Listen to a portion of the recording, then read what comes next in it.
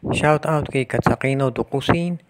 Binabati din natin si Romeo Conchada, pati na rin si Jerwin Chris, Juan Sulege at ang iba pa nating taga-subaybay. At ngayon ang balita natin pagdating dito sa Barangay Ginebra ay na-impress daw si Coach Tim kung dito sa nilaro ditong si Kate Flores ng Northport. Kahit natalo sila nitong linggo dito sa Magnolia Chicken Templados, wala naman doon si William Navarro at yung kanilang import, pero naka 23 points at 10 rebounds itong si Kate Flores. At yan ang dahilan kung ba't parang gusto siya ngayong makuha nitong si Coach Tim Cone at instead na itong si Isaac Go. Pero hindi ibig niya sabihin na pakakawalan kaagad-agad ng Barangay Ginebra itong si Isaac Go. At syempre, kakukuha lang nila, hindi naman nila yung bibitawan agad. Bibigyan nila yan ng pagkakataon pa na makabawi.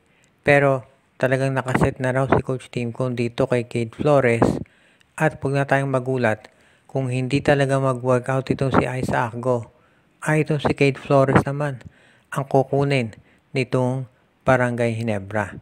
Kung sakaling mangyari yan, magiging mas formidable ang frontcourt nila dahil alam natin consistent performer itong si Kate Flores. At yan ang dahilan kung ba't ang balita nga natin, baka daw pati yung sister team ng Ginebra na San Miguel Beer ay interesado ring makuha ang nasabing center. So unahan na lang silang magkapatid kung sino makakakuha sa serbisyo ng big man ng Northport Batang Pier. Ang kinakailangan lamang nilang gawin ay palakasin talaga ang nasabing lineup. Sa ngayon, ang Northport naman, alam natin, ibibigay talaga yan either sa SMB or Ginebra. Basta of course, alam natin dahil sila ay malapit dito sa SMC.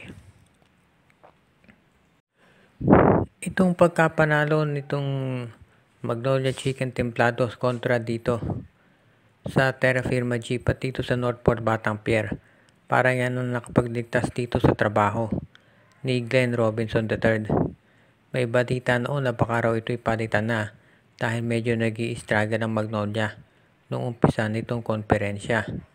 Pero dahil nga nagkasunod-sunod yung panalo, mukhang kampante na raw si Coach Victorero na si Robinson III talaga ang gagamitin nilang import. So far maganda naman to ang nagiging laro niya at pati na syempre yung bago nilang recruit na si Xavier Lucero. Dito nga para sa laro ni Lucero ngayon, kitang-kita natin kung paano nalugi itong Northport Batang Pier dahil nag-i-struggle si Gio Halalon at itong si Abu Tratter kumpara dito sa ginagawa ni Xavier. Kaya ngayon malamang nagsisisi itong San Miguel ba't hindi pa nila kinuha yan. Pero anyway, sa panig ng Magnolia, matutuwa sila talaga dahil ito na ang kanilang matagal nang hinahanap at magiging malaking tulong yan para sa kanila para masiguro na sila ay makababawi pa at magkakaroon na ng tsansa na magkaroon ng isang championship. Yan talaga ang ultimate goal ngayon ng Magnolia at hindi na sila papayag na hindi na makakakuha ng iba. At ngayon ang Magnolia pagdating dito kay Robinson sa tingin ng mga reports ay mukhang payag na sila na ganyan ang gagawin nila para masiguro na hindi na sila magpapalit ng import ay i-maintain lamang yung consistency ng kanilang laro. Kapag nagawa nila yung kumpiyansa itong si Coach Chito Victorero, nakakayanin na nilang umabot all the way at itong si Glenn Robinson III. Yan ang import na kaya magdala sa kanila, hindi lang sa finals kung hindi hanggang manalo ng championship. Pero kailangan pa nating abangan kung itong ay mangyayari.